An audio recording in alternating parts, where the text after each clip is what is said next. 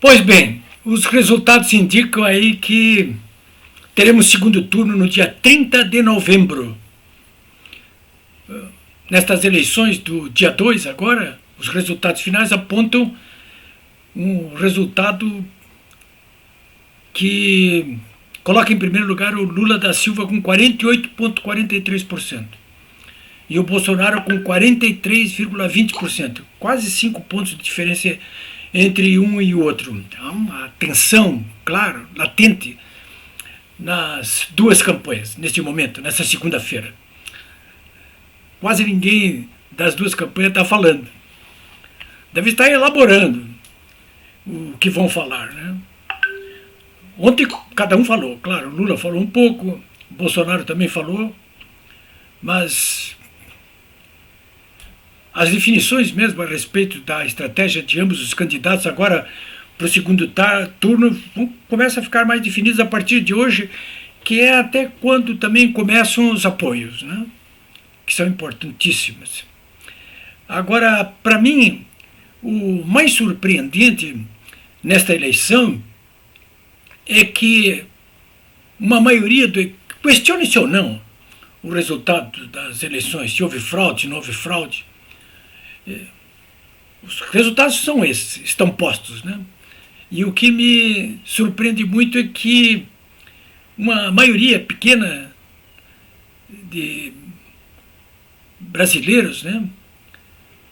Uma maioria, né? Não é nem minoria, é uma maioria, segundo esses resultados, ignora simplesmente que votou num ex-presidente que foi condenado em 3 instâncias como ladrão em 2 julgamentos notórios, o caso do Sítio e o caso do Triplex de Guarujá.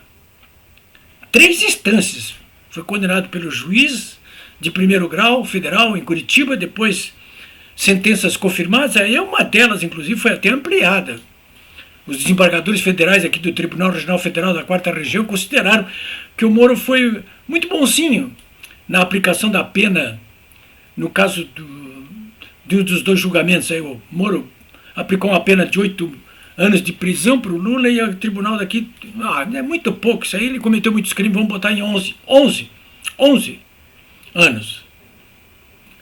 Pois esses eleitores ignoraram isso aí. Olha, estou falando apenas em 2 julgamentos.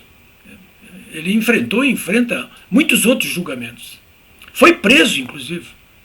É a única vez na história do Brasil, desde 1500, que um chefe de governo e chefe de Estado foi parar na cadeia como ladrão. Aliás, nunca antes na história do Brasil, um chefe de governo, um chefe de Estado, nem no Império, nem na República, foi parar na cadeia, por qualquer razão. O Lula foi parar na cadeia. Eu sei que muita gente que votou no Lula ainda defende o líder das esquerdas brasileiras dizendo, não, mas ele foi inocentado pelo Supremo Tribunal Federal. Não foi. Nesses 2 casos de condenação aí por 3 instâncias, o que houve foi uma anulação do julgamento. Porque o ministro Edson Fachin entendeu 5 anos depois que o CEP estava errado, que ele não devia ter sido julgado em Curitiba, que tinha que ser julgado em outros fóruns. Anulou o julgamento, mas não anulou as delações premiadas que incriminaram Lula. Não anulou as provas materiais levantadas pela Polícia Federal e pelo Ministério Público Federal. Nada disso foi anulado. Ele não foi inocentado, portanto. Ele foi, se pode dizer, descondenado. Esse é o termo que estão usando, né? Esse verbo, né? Descondenado. Ele foi descondenado. Pois se os eleitores ignoram isso, pode ignorar alguma coisa como essa? Olha, a literatura a respeito dos governos do PT, não só do Lula, não, da Dilma também. Ela foi posta para fora, corrida do governo, pela sua enorme incompetência e pela tolerância que teve durante todo o seu mandato em relação aos crimes abomináveis que foram desvendados no Mensalão e na Lava Jato. a literatura que existe a respeito disso está sendo ignorada. Olha aqui. Por quem? Essa gente aqui, ó, o sistema, ó, que são os sanguessugas do Brasil. Esse livro aqui vocês deviam ler, é do Lúcio Vaz, é um gaúcho esse jornalista aqui. Sanguessugas do Brasil. É essa gente que o Lula, ao fim e ao cabo, vai beneficiar. Os sanguessugas do Brasil. Ele mesmo, Lula, está bem retratado aqui nesse livro aqui, ó. Psicopatias no poder. São psicopatas, né? Isso aí são psicopatas. Bom, a história contemporânea do que ocorreu no governo Lula e da história do Mensalão, você pode ler aqui, por esse livro aqui, Nervos de Aço, a biografia do Roberto Jefferson, que foi quem denunciou tudo publicamente dentro da Câmara dos Deputados, levando inclusive a demissão do então todo-poderoso chefe da Casa Civil do governo federal, o Zé Dirceu, o homem que agora, ultimamente, diz o poder não se elege, não se toma nas urnas, se toma. Né? Tem gente que está dizendo que ontem um novo passo nesse sentido foi dado aí. E a história do Mensalão está mais retratada aqui, ó, um relatório completo, na CPI dos Correios. Aqui que nasceu realmente, aqui que tem tudo sobre o Mensalão, né? E quem julgou os bandidos do Mensalão, do PT, que enfiou na cadeia o Zé Dirceu e os seus asseclas ali, o então presidente do Supremo Tribunal Federal, Joaquim Barbosa, agora um pouquinho antes da eleição, resolveu declarar voto no Lula. Ninguém mais do que ele sabe que o Lula era o chefe dessa quadrilha aqui do Mensalão e depois foi o chefe da quadrilha desvendada pela Lava Jato. Como é que... Ora, se um homem como esse esquece o que aconteceu, entre aspas, você imagina essas pessoas que foram votar nesse domingo, então. Aí é que esquece mesmo. Mas tem mais coisa aqui para vocês. Olha aqui, ó.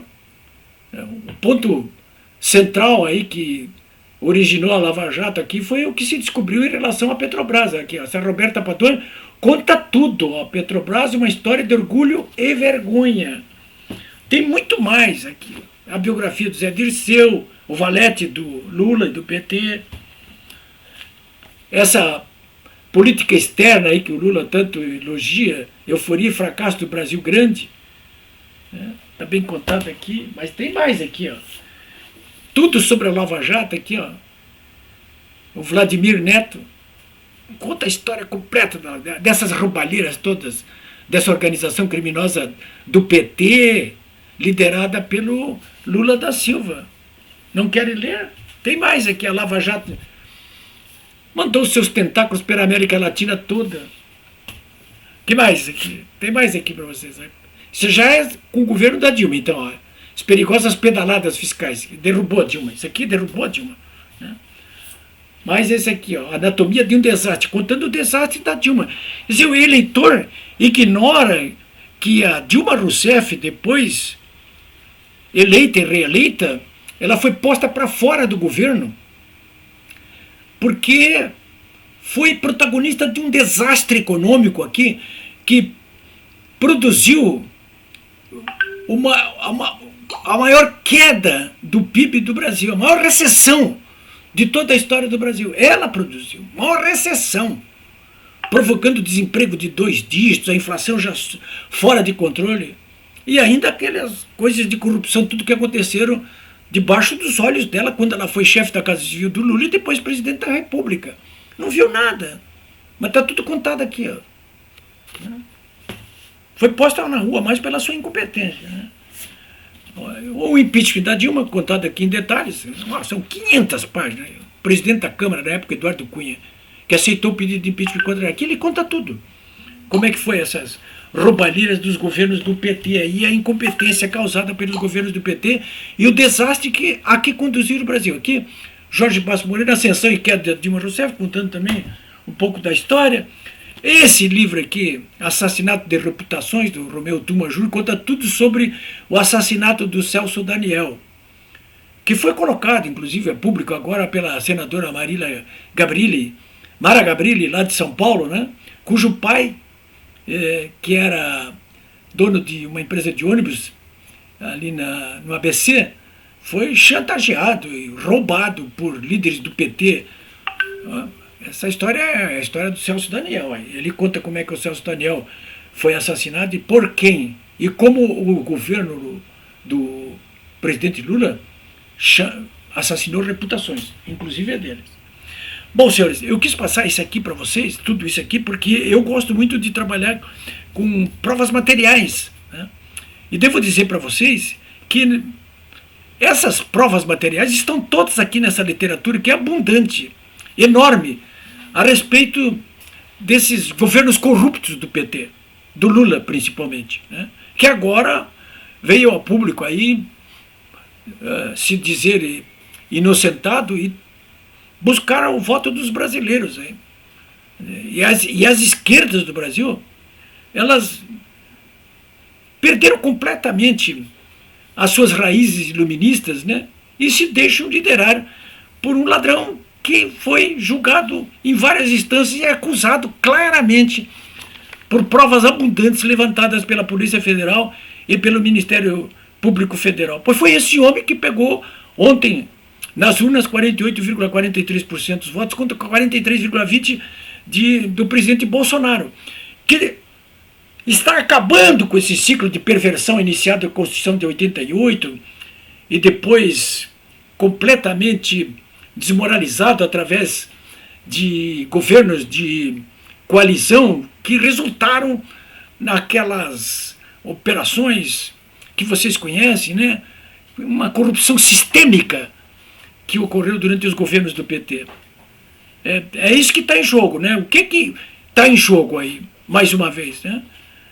Voltar a esse passado de empreiteiros patrimonialistas, de imprensa venal, de academia dominada por renegados sociais, de partidos que ficam pendurados há décadas nas generosas tetas do governo federal, de uma devassidão social, portanto ética e também moral, que nós bem conhecemos. É isso que está em jogo. Isso aí, de um Brasil atrasado. Voltar a isso tudo, é isso que deseja o povo brasileiro. Ora, senhores, eu não posso acreditar nisso aí. Pelo menos nós não devemos acreditar nisso aí. E não, nada de baixar a cabeça. Nós temos muito trabalho ainda pela frente. Aí, a dia 30 tem as eleições definitivas, né? Porque o segundo turno acontece exatamente nisso. E a campanha agora ela é uma nova eleição, né? Agora nós temos apenas 2 políticos disputando o voto da população. São apenas 2. Frente a frente agora, né? O tempo de televisão, de rádio, inclusive, será o mesmo. Os debates não serão mais entre 6, 7, 8, mas serão vis-a-vis, né? E, claro, os eleitores terão agora mais uma oportunidade de comparar um candidato comprometido com o passado de corrupção e um candidato que acabou com a corrupção sistêmica que existia antes. Um candidato que representa o passado, que é de recessão econômica, portanto, de desemprego desenfreado e de inflação descontrolada, né? E alguém que, pelo contrário, que está registrando esse ano aqui, após pandemia mesmo e pós-guerra da Ucrânia, um crescimento econômico aí que está espantando o mundo todo para este ano aqui. Com o desemprego já colocado abaixo da caixa dos 2 dígitos. Com a inflação já pontuando menos de 6%. E principalmente com um governo que está recuperando valores sociais, portanto éticos e morais, que foram devastados pelos governos anteriores, sobretudo do PT. É isso que, afinal de contas, vai estar em jogo agora, nesse segundo turno, né? É cabeça erguida, portanto, meus amigos, né? Vamos manter a cabeça erguida e vigilantes e trabalhando muito para que todos nós tenhamos um resultado favorável ao Brasil e não contra o Brasil, que é isso que todos nós queremos aqui. É isso, meus amigos.